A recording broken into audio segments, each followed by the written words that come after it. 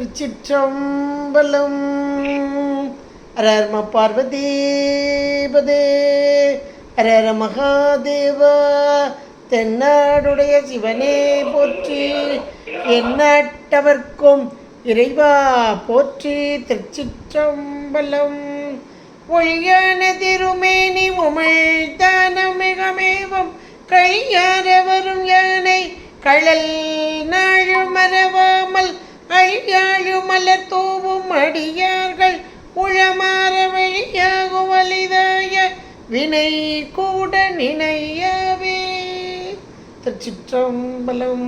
தில்லை குத்தவர்மான் திருவடிகளை சிறமேற்கொண்டு குருமகா சன்னிதானங்கள் பொற்பாதம் பணிந்து அடியவர் பெருமக்கள் பொற்பாதம் பணிந்து இன்றைய அபிராமி அந்தாதி சிந்தனையிலே நமக்கு போன தடவை வல்லபம் ஒன்று அறியேன் சிறியேன் நின் மலர் அடி செம் பல்லவம் அல்லது பற்றொன்று இல்லேன் பசும் பொறுப்பு வில்லவர்தமுடன் விற்றிருப்பாய் வினையேன் தொடுத்த சொல் அவமாயினும் நின்திரு நாமங்கள் தோத்திரமே என்பதாக அமைந்த 66வது பாடலை பார்த்தோம். அம்மா, எனக்கு எந்த ஒரு வல்லபம் ஆற்றல் எதுவும் கிடையாது, ஆனால் வல்லபம் ஒன்று அறியேன். ஆனால் உன்னுடைய திருவடி, அந்த உன்னுடைய திருவடி சார்பு பெற்ற அந்த தன்மையை எடுத்து சொல்கிறார். என்னுடைய திருவடி திருவருள் இதற்கு பாத்திரமானாலே எல்லாவற்றையும் பெற்றதாகத்தான் அங்கே பொருள். அதை சொல்கிறார். நின் மலரடி செம் பல்லவம் அல்லது பற்று ஒன்று இல்லேன் என்று சொல்லிவிட்டு, அம்மா உன்னை குறித்து பேசிய பேச்சுக்கள் எல்லாம் என்னுடைய பேச்சுக்கள் வினையேன் தொடுத்த சொல் அவமாயினும் நின்றிரு நாமங்கள் தோத்திரமே என்றார். ஆனால் உன்னுடைய நாமங்கள் எல்லாம் அங்கே வருகிறதே, அவையெல்லாம் தோத்திரம் தானே என்று சொல்கிறார். அப்போ தோத்திரம் என்ற சொல் எவ்வளவு உயர்ந்தது! ஏன்னா அம்மாவுடைய நாமங்கள், இறைவனுடைய நாமத்திற்கு மேலானது எதுவுமே கிடையாது. நற்றவா உன்னை நான் மறைக்கணும் சொல்லும் நான் நம சிவாய். ஒன்றை மறந்தால் கூட உன்னுடைய நாமம் என்னை விட்டு நீங்கக்கூடாது அப்படிம்பார். அப்போ இறைவனை காட்டிலும் என்னுடைய நாமத்திற்கு பெருமைகளா அப்படின்னா உண்டு. ஏன்னா இந்த தோத்திரங்கள் இந்த நாமங்களாக வருகிறது பாருங்க. அந்த தோத்திரங்கள் நாமங்கள் மேலான ஒன்றை உயிர்களாகி நமக்கு தரக்கூடியது. சொல்வதற்கு எளிது ஒரு பக்கம், வழிபாட்டில் நாமத்தை சொல்வது என்பது கொஞ்சம் எளிது. பெரிய பதிகம், ஒரு பதிகம் 11 பாடல் கொண்டதை படிக்கிறது கஷ்டமாக இருந்தாலும் நாமம் என்று சொன்ன மாத்திரத்தில் அதை அந்த நாமத்தை சொல்வது என்பது நமக்கு நம சிவாய அல்லது சிவாய நம என்று சொல்வது என்பது ரொம்ப எளிதான ஒன்று. ஆனால் அந்த நாமத்திற்கு எவ்வளவு பெருமை உண்டு என்பதை நம்முடைய சாத்திரமும் தோத்திரமும் மிக தெளிவாக எடுத்து உரைக்கிறது. இந்த 5 எழுத்து நமசிவாய பதிகம், அதே ஞானசம்பந்த பெருமான் 2 கொடுத்துருக்கிறார், நாவுக்கரசர் 1 கொடுத்துருக்கிறார், சுந்தரமூர்த்தி நாயனார் 1 கொடுத்துருக்கிறார். அப்போ அந்த நாமங்களை பற்றிய பெருமைகள் எல்லாம் திருமுறைகளையும் 12 திருமுறைகளையும் சொல்லப்பட்டிருக்குது. அது போதும். அதைத்தான் இங்கே சொல்கிறார். நின் நாமங்கள், அந்த நாமங்களை வினையேந்தொடுத்த சொல்லவமாயின் நின் திரு நாமங்கள் தோத்திரமேன்ட்டார். உன்னுடைய நாமங்கள் எல்லாம் இங்கே வந்திருக்கிறது, அவையெல்லாம் தோத்திரமேன்ட்டார். அடுத்த பாட்டில் எடுத்து சொல்கிறார். தோத்திரம் செய்து தொழுது மின்போலும் நின் தோற்றம் ஒரு மாத்திரை போதும் மனதில் நினையாதவர் மனதில் வையாதவர் வன்மை குலம் கோத்திரம் கல்வி குணம் குன்றி நாளும் குடில்கள் தோறும் பாத்திரம் கொண்டு பலிக்கு உழலா நிற்பர் பாரெங்குமே.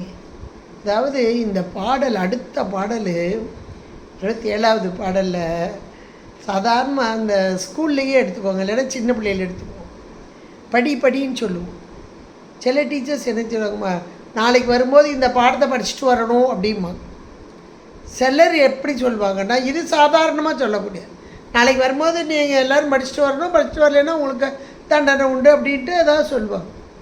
ஆனால் சிலர் என்ன சொல்லுவாங்க தெரியுமா, நாளைக்கு வரும்போது யாரெல்லாம் இந்த பாடத்தை படிக்காமல் வர்றீங்க, படிச்சுட்டு வரணும்னு சொல்கிறது ஒரு பக்கம், படிக்காமல் வர்றீங்களோ அவர்களுக்கு கிடைக்கக்கூடிய தண்டனை இது அப்படின்னு அப்படியே ஒரு படிச்சுட்டு வரணும்னு சொல்கிற அந்த பாசிட்டிவை நெகட்டிவில் கொண்டு வந்து சொல்லும்போது ஒரு பய உணர்வு வரும் குழந்தைகள். ஆகா, படிச்சுட்டு வரலைன்னா பயங்கரமான தண்டனை இருக்குது, அப்போ நம்ம கண்டிப்பாக படிக்கணும் அப்படின்னு ஒரு உணர்வோடு படிக்க ஆரம்பிச்சிடுவாங்க. இப்போ அபிராமி பட்டர் இவ்வளவு நேரமும் அம்பாளை புகழ்ந்துட்டே வந்தார். இப்போ நமக்கு இது சொல்வது போல, ஏன்னா உயிர்களாக இப்போ அபிராமி பட்டர் மட்டும் இல்லை, எந்த ஒரு அருளாளர்கள் அவர்கள் கொடுத்த அருள் கொடை இதெல்லாமே இந்த செய்கள் வடிவில் கொடுத்துருக்குறாங்க நமக்கு. திருமுறைகளாகட்டும், திருப்புகளாகட்டும், இப்படி எதை எடுத்தாலும் சரி, இப்போ அபிராமி அந்தாதி ஆகட்டும், எல்லாமே அருள் கொடை.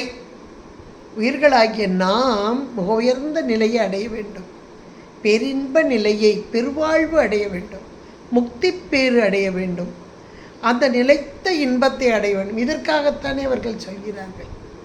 இப்போ நிலைத்த இன்பம் அடையணும்னா இந்த உலகத்தில் உடம்போடு வாழும்போதே அதற்குரிய முறைமை, அறவழி, தர்ம வழி, இன்னும் சொல்லப்போனால் இறை வழிபாடு, இறைவழி, இதில் நிற்கணும்.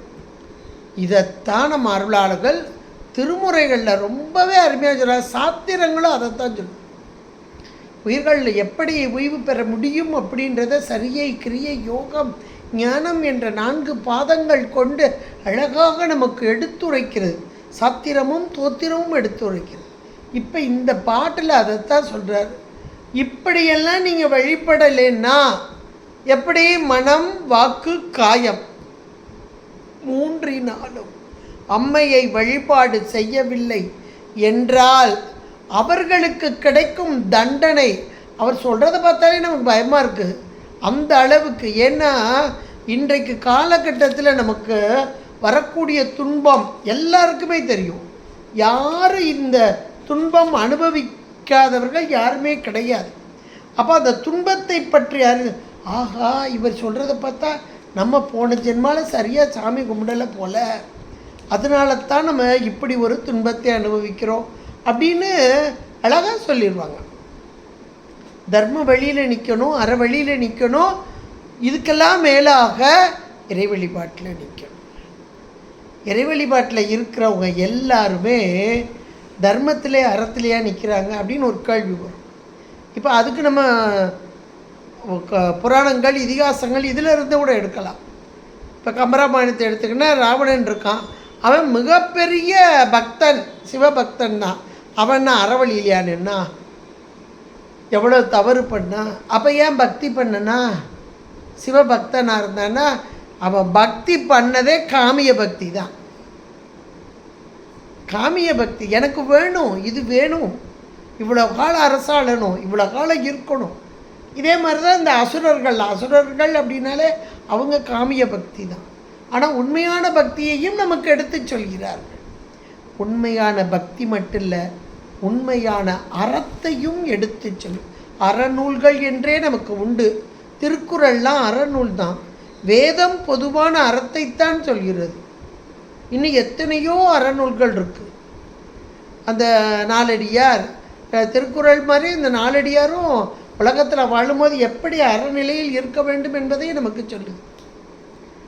ஆளும் வேலும் பல்லுக்கு உறுதி, 4ம் 2ம் சொல்லுக்கு உறுதியுமாங்க. அதுபோல நாம் இந்த உலகத்திலே வாழ்வதற்குரிய அறத்தை எல்லாம் எடுத்து சொல்வது என்பது உண்டு. அந்த அறவழியில் நின்று இறை வழிபாடு செய்து அந்த இறைவனை அந்த அறவழியில் நின்று தான் இறை வழிபாடு செய்யணும். அப்பொழுதுதான் உண்மையான பயனை அடைவோம்.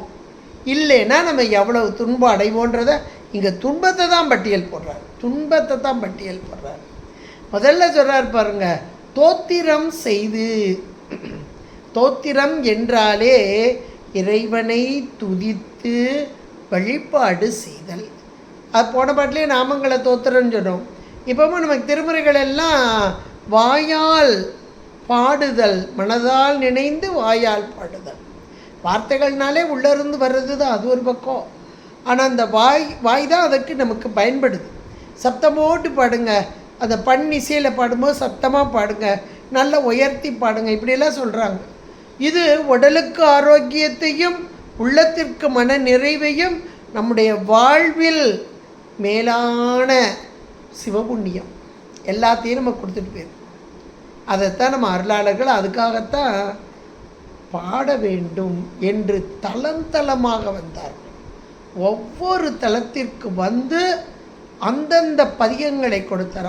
அங்கங்கே உள்ள மக்கள் பயன்பட வேண்டும் அப்படின்னு. அதுலேயும் வாயால் பாடுதல் அப்படி, இந்த வாய் என்ற ஒன்றே இறைவனை துதித்து வணங்குதற்கு, வேறு வேண்டாத பேச்செல்லாம் கம்ப்ளீட்டாக நிப்பாட்டிட்டு இறை நாமத்தை மட்டுமே சொல்ல வேண்டும், அல்லது அதற்குரிய பாடல்களை பாட வேண்டும். ஞானசம்பந்த பெருமான் அழகாக சொல்வார், நின்று மலர் தூவி இன்று முதுக்குன்றை நன்றும் ஏத்துவிற்கு என்றும் இன்பமே. எவ்வளோ அருமையான பாடல் பாருங்களேன் இந்த திருமுதுகுன்றத்தில். அத்தன் முதுகுன்றை பக்தியாகி நீர் நித்தம் ஏத்துவீர்க்கு உய்த்தல் செல்வமே. எல்லாம் ஒரு அருமையான ஒரு. அப்போ அந்த முதுகுன்றத்தில் இருக்கக்கூடிய அந்த இறைவன் பெருமான், அந்த பெருமானை எப்படி வழிபாடு செய்யணுன்றத அழகாக சொல்லிட்டார். இன்னும் திரு ஆரூருக்கு சொல்லும்போது, சித்தம் தெளிவீர்கள் அத்தன் ஆரூரை பக்தி மலர் தூவ முக்தி ஆகுமே. பக்தியால் மலர் தூவி வழிபாடு செய்தல் அப்படின்றத ரொம்ப அழகாக சொல்கிறார். கையினால் செய்கிறது எல்லாமே அந்த பாடலில் வருது. திரு ஆரூர் அதுலேயே நம்ம உடம்புனால் செய்யக்கூடியது அத்தனையுமே. துன்பம் துடைப்பீர்கள், உங்களுடைய துன்பம்லாம் போடு நினைக்கிங்களா, அன்பன் அணி ஆரூர் நன் பொன் மலர் தூவ இன்பம் ஆகுமே. உங்களுக்கு இன்பமே கிடைக்கும் நல்ல மலரால் இறைவனை வழிபாடு செய்தல் அப்படின்றத அழகாக சொல்கிறார். இதே தான் நமக்கு அப்பர் பெருமான் அங்கமாலை கொடுத்துட்டார். ஒன்றுமே வேண்டாம், இந்த ஒரு பதிகம் போது அங்கமாலை நம்ம உடம்பு எடுத்த பலன் என்னன்றத அழகாக சொல்லிட்டார். வாயே வாழ்த்து கண்டாய் அப்படின்றார். வாய் எப்பொழுதுமே வாழ்த்து கொண்டே இருக்க வேண்டும். யாரை? இறைவனை. அவர் செய்த பெரும் உபகாரத்தை வாழ்த்தி கொண்டே இருக்க வேண்டும். வாழ்த்த வாயும் நினைக்க மட நஞ்சும் தந்த தலைவனைன்ட்டார். அது கொடுத்துருக்கதே சுவாமி தான் அப்படின்ட்டார். பார்க்கழல் வாய் வாழ்த்த வைத்துன்னு மாணிக்க வாசகர் அல்ல அழுத்தம் திருத்தமான சொல்லிட்டார். எவ்வளோ ஒரு அருமையாக நமக்காக கொடுக்கப்பட்ட இவைகளெல்லாம் அப்படின்றத நாம் உணர்ந்து கொள்ளணும். நம்முடைய அருளாளர்கள் நமக்கு கொடுத்த கொடை இவைகளெல்லாம் நமக்கு கொடை. அப்போ தோத்திரம் என்பது வாயினால் இறைவனை புகழ்ந்து பாடுதல், புகழ்ச்சி என இறைவன் செய்த உபகாரத்தை நினைந்து பாடுதல், தோத்திரம் செய்து. அடுத்து தொழுது என்ற மாத்திரத்திலே உடம்பால் காயத்தால், முதல்ல வாய் அப்புறம் இப்போ வாக்கு, இப்போ காயம். இந்த காயம் என்ற ஒன்று உடம்பு என்பதே இறை வழிபாட்டிற்கே பயன்படுத்த வேண்டும். தொழுதல் அப்படின்னாலே வணங்குதல் தான் பொருள்.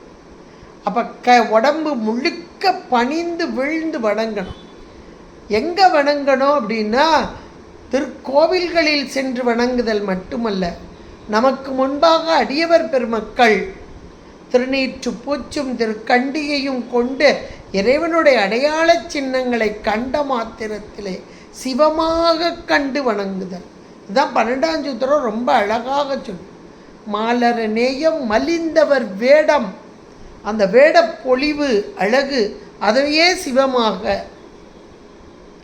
ஆலயந்தானும் அரண் என தொழுமே, அரண்ணாகவே நினைந்து.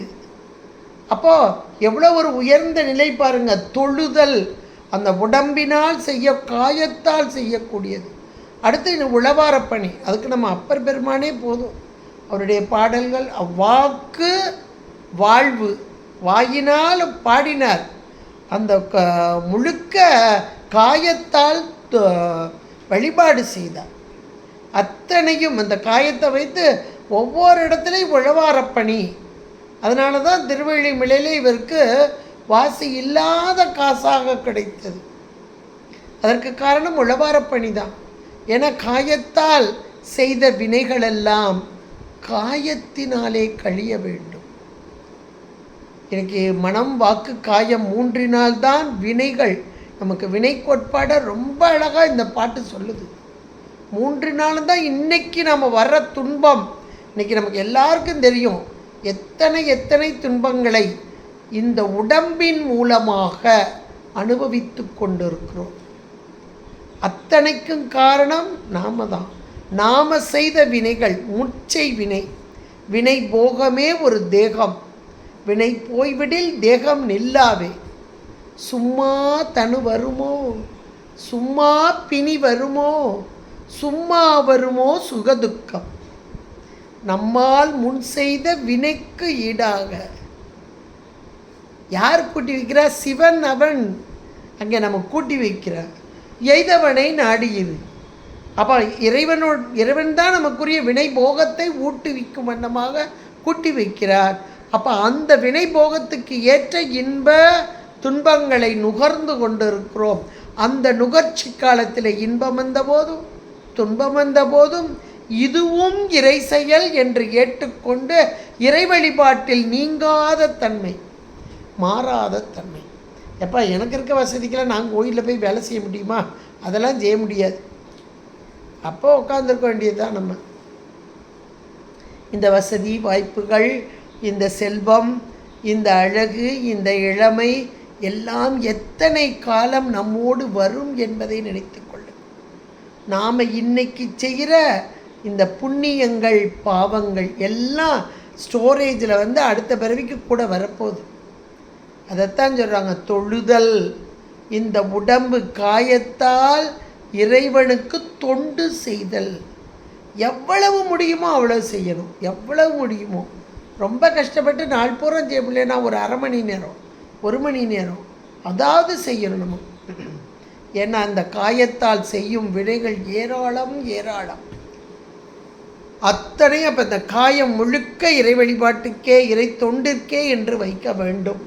தோத்திரம் செய்து தொழுது மின் போலும் நின் தோற்றம்.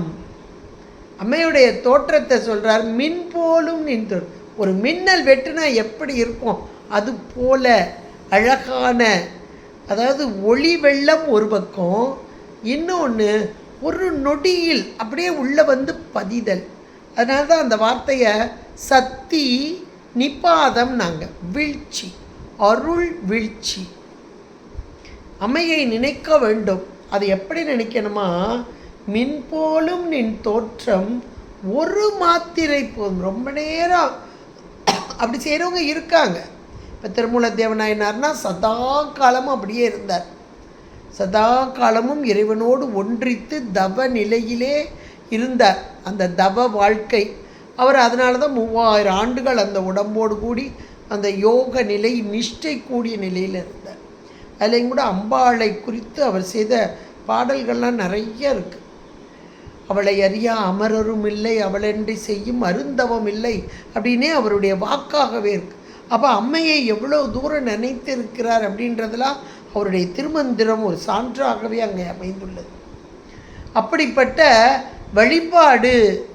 எப்படிப்பட்ட வழிபாடு? உள்ளத்திற்குள் இருக்கும் வழிபாடு. எவ்வளவு நேரம்? ஒரு மாத்திரை. ஒரு மாத்திரைனா ஒரு கை இப்படி சொடக்குற மாதிரி, அதுதான் ஒரு மாத்திரை. இல்லை கண் இமைக்கும் நேரம், கை நொடிக்கும் நேரம் ஒரு மாத்திரை மாதிரி. ஒரு மாத்திரை போதும் மனத்தில் வையாதவர். ரொம்ப நேரம்லாம் நீங்கள் மனசில் வைக்க வேண்டாம். ஒரே ஒரு நொடி. இதை அருணகிரியாருன்னு சொல்லுவார் இல்லையா, சரண கமலாலயத்தை அரை நிமிஷம். இவராது 1 நிமிஷம்னார், அவர் அரை நிமிஷம்னார். அரை நிமிஷ நேர மட்டில் தவமுறை தியானம் வைக்க அறியாத சட கசட மூட மட்டி அப்படின்னார்.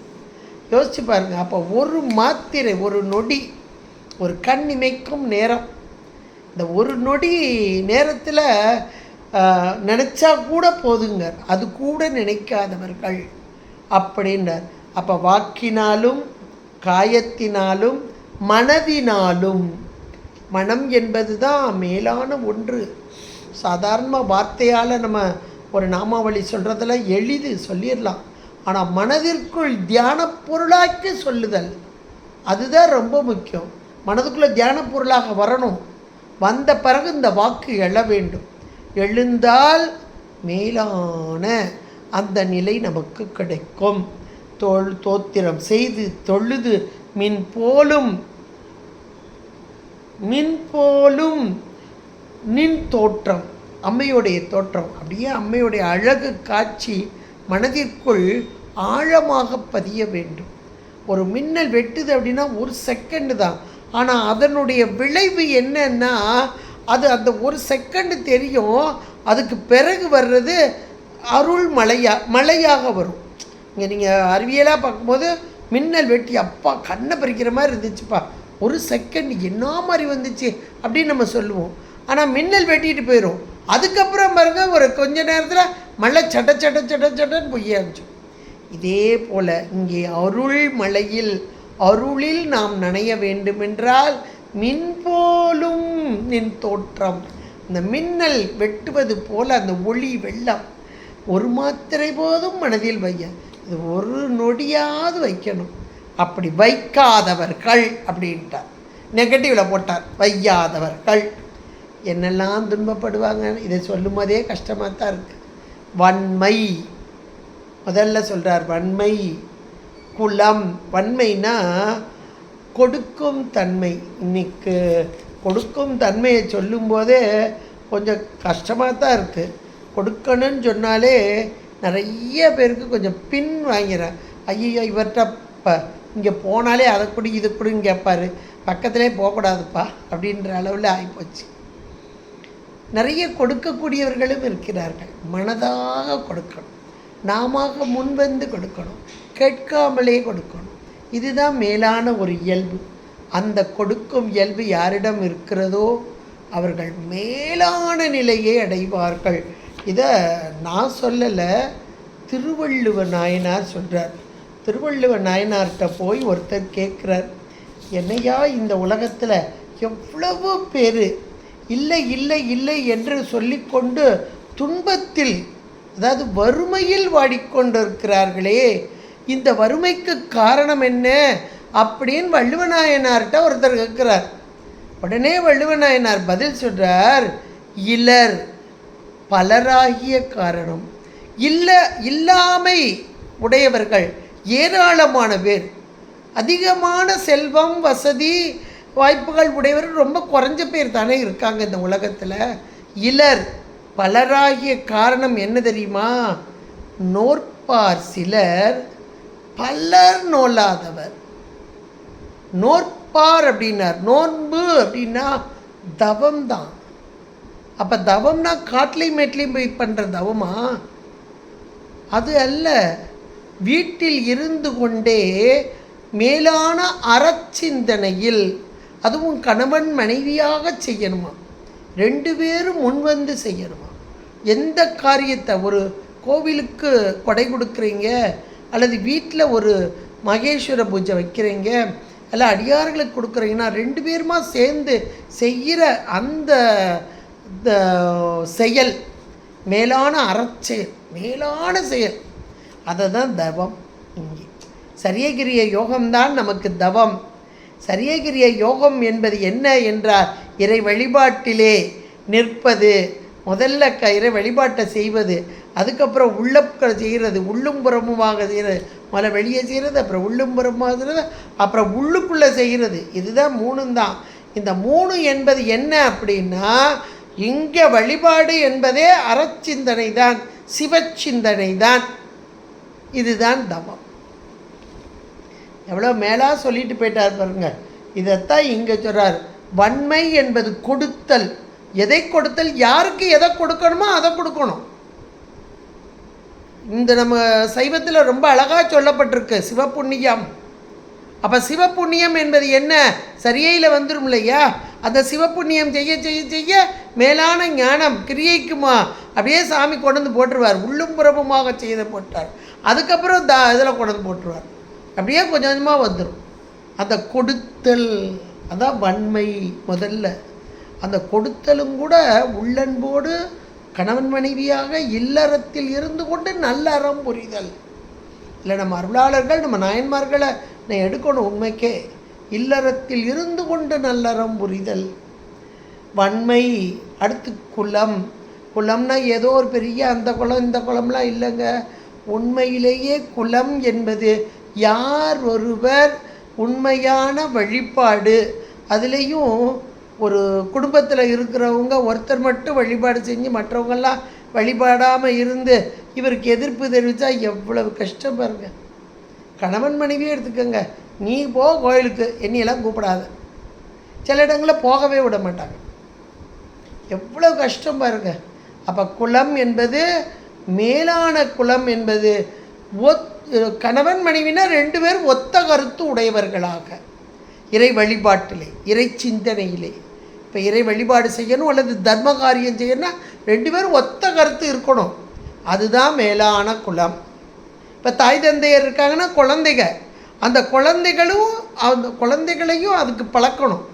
அந்த குழந்தைகள் பெரியவர்களாகி தாய் தந்தையரோடு சேர்ந்து அவர்கள் வருமானம் அவங்க ஈட்டும் போதும் இதே தர்ம காரியங்களை செய்ய ஆரம்பித்தோம்.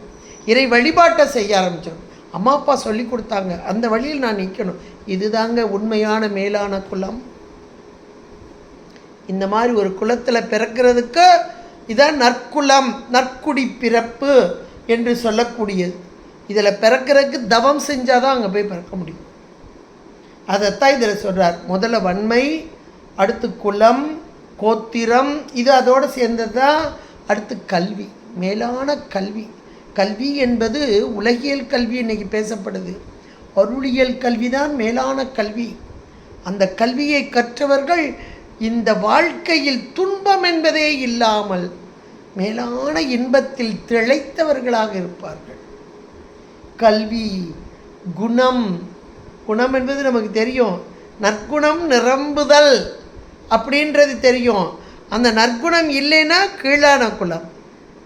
இங்கே குணம் குன்றி என்னெல்லாம் சொல்லியிருக்கா பாருங்க. வன்மை, குலம், கோத்திரம், கல்வி, குணம் 5 வகையாக சொல்லிட்டார்.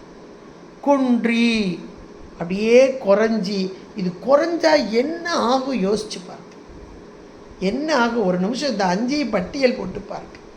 இது 5 குறைஞ்சிட்டா வாழ்க்கையில் எவ்வளோ ஒரு துன்பம் வருன்றத நாம் இன்றைக்கு அவரவர் நிலையில் வச்சு பாருங்க.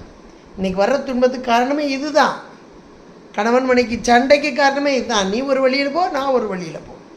ஒரு நேரத்தில் 2 சேர்ந்து டக்கப்பார் அடித்து பயங்கரமாக முட்டி மோதி நிற்கும். நான் கணவன் கொடுக்கணும்னு சொல்லுவார், மனைவி கொடுக்க மாட்டேன்பா. இப்போ 2 பேரும் யோசிச்சு பாருங்கள். இந்த 5ஐயும் வச்சு பாருங்கள். அவர் நிறைய படிச்சிருப்பார், இது படிக்காமல் இருக்கும். அவர் சொன்னால் கூட மனைவிட்ட ஒரு வார்த்தையும் சொல்ல முடியாது, அதுக்கு புரியாது. கல்வி யோசிச்சு பாருங்களேன். இப்படி 5ஐயும் வச்சு பார்த்தீங்கன்னா ஆஹா உண்மைதான் அப்படின்னு உங்களுக்கே புரியும். குன்றி அப்படின்னா இது இல்லாத தன்மை. இந்த இல்லாத தன்மை வரும்போது என்னெல்லாம் வருமா? குன்றி நாளும். இது இல்லாததுனால ஒரு நாளுனா ஒவ்வொரு நாளும் குடில்கள் தோறும். குடில்கள்னால் பெரிய பெரிய மாட மாளிகையெல்லாம் இல்லை, குடிசையில் போய். ஏன்னா பெரிய பெரிய மாட மாளிகையிலலாம் யாரும் போய் பிச்சை கேட்க முடியாது. இங்கே பிச்சை கேட்குறது தான் சொல்கிறார். பிச்சை கேட்குறது கொஞ்சம் சாதாரணமாக வீடாக இருந்தால் கொஞ்சம் பெரிய கேட்டாக தான் கேட்டுக்கு வெளியே நிற்கணும். கேட்டுக்குள்ளே வந்தால் நாயும் கிடக்கும், உள்ளே போக முடியாது. இன்னும் அரண்மனை அந்த பெரிய பங்களான்னா உள்ளேயே போக முடியாது. வாட்ச்மேனையும் வெளியே தடுத்துருவார். ஒரு சாதாரண குடிசைன்னா வாசலில் நின்று அம்மா ஏதாவது கொடுமான்னு கேட்கலாம். குடில், அதனால தான் குடில்கள் தோறும்னு போட்டிருக்காரு. குடில்கள் தோறும். அப்போ பிச்சை கேட்குறவ என்ன நிலையில் இருப்பான் பாருங்க. குடில்கள் தோறும் பாத்திரம் கொண்டு அடுத்தாப்புல. இப்போ ஒரு பிச்சை கேட்க போகிறவன் கை நல்ல நிலையில் இருந்தால் அவங்க கொடுக்குற பிச்சையை கையில் ஏந்திக்கிடலாம். கையே நல்ல நிலையில் இல்லைன்னா ஒரு பாத்திரத்தை வச்சு தானே ஏந்தணும். அடுத்த பாத்திரம் சொல்கிறாரு பாத்திரம் கொண்டு. இப்போ இதெல்லாம் யோசிச்சு பார்த்தாலே உடம்பு நடுங்கிரும். குணம் குன்றி நாளும் குடில்கள் தோறும் பாத்திரம் கொண்டு பலிக்கு, பலின பிச்சை, நம்மகிட்ட இல்லைன்னா தான் அடுத்தவங்ககிட்ட கேட்போம். அதுவும் தன்மானம் கூடிச்சுன்னா கேட்கவே மாட்டோம்.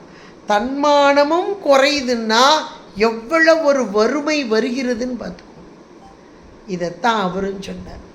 அப்போ இந்த வறுமைகளெல்லாம் நம்மை விட்டு நீங்க வேண்டுமென்றால் என்ன செய்யணுன்றதை பட்டியல் போட்டு அவர் காமிச்சிட்டார். குடிகள் தோறும் பாத்திரம் கொண்டு பலிக்கு உழலா நிற்பர் பாரெங்குமே. ஒரு இடத்துல இல்லை, எல்லா இடத்துல இருக்கிறவங்களுக்கும் அதுதான் நிலை.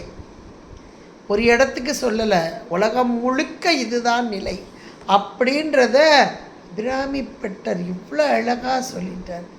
அப்போ நமக்கு உடம்பு கொடுக்கப்பட்டு இருக்கிறது எதற்காக? இறை வழிபாடு செய்வதற்காக. மனம், வாக்கு, காயம் மூன்றினாலும் இந்த உடலை கொடுத்து, உலக அனுபவத்தை கொடுத்து, அனுபவிக்கும் போது உடனாக இருந்து நம் வினைகளையெல்லாம் நீக்கும் அந்த இறைவன், இறைவி, அம்மை, அம்மைதான் ஊட்டிக்கொண்டு இருக்கிறார். இத்தனையும் ஊட்டிக்கொண்டு அந்த அம்மையை நினைக்க வேண்டும், துதிக்க வேண்டும், வாயினால் துதித்து பாட வேண்டும்.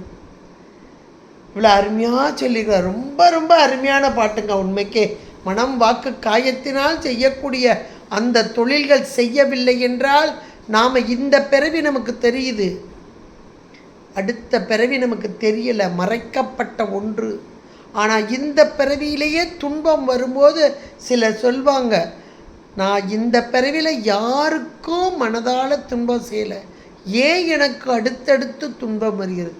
முச்சை முன்னாடி செஞ்ச அந்த வினை இப்பொழுது தொடர்ந்து கொண்டு இருக்கிறது. அப்போ இதிலையாவது கொஞ்சம் அலர்ட்டாகி இறை வழிபாட்டில் நின்று அந்த அம்மையே வழிபாடு செய்தால் இந்த துன்பத்திலிருந்து நீங்களாம் என்று அபிராமிப்பட்டர் ரொம்ப அழகாக பட்டியல் போட்டு சொல்லும் ஒரு பாடலாக இந்த 67வது பாடல் இங்கே அமைந்து உள்ளது.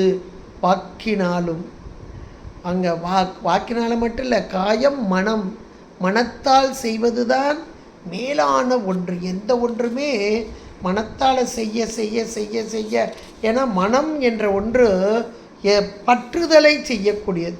அந்த மனம் இறைவனையே பற்றி கொண்டால் தான் மற்ற பற்று எனக்கு என்றார்.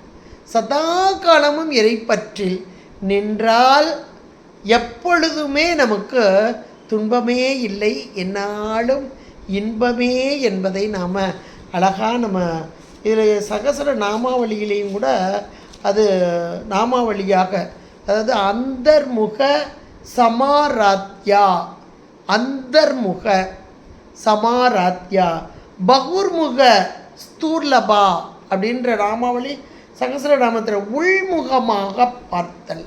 அந்த உள்முகமாக பார்க்க பார்க்க பார்க்க அம்மையின் திருவருளுக்கு பாத்திரமாக இருக்கக்கூடியவர்களாக இருப்போம். மனம், வாக்கு, காயம் மூன்றினாலும் அம்மையை வழிபட வழிபட வழிபட மேலான அந்த இன்ப நிலையை நாம் அடையலாம். வரக்கூடிய துன்பமெல்லாம் நம்மை விட்டு நீங்கக்கூடியதா. அந்த துன்பமும் இவர் சொல்கிற பட்டியலை பார்த்தாலே நமக்கு தலை சுத்திரும். அந்த துன்பமெல்லாம் ஆனால் உண்மைக்கே இன்றைக்கு வரக்கூடிய துன்பம் எத்தனை எத்தனை நமக்கு தெரியுது. அப்போ இவ்வளவு துன்பத்துக்கு காரணம் இறை வழிபாடு செய்யாதது தான்.